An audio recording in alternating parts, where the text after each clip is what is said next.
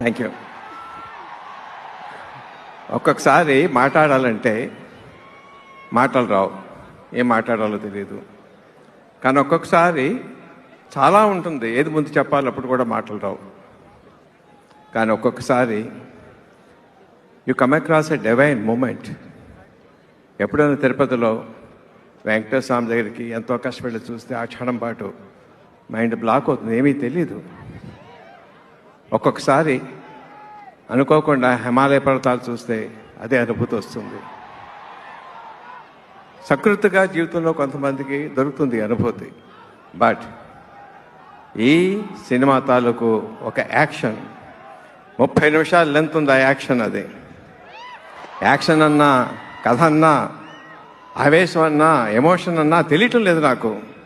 అలా చూస్తూ ఉండిపోయాను. మహేష్ బాబు తాలూకు విశ్వరూపం దాంట్లో ఒక క్షణం కాదు, 2 క్షణాలు కాదు.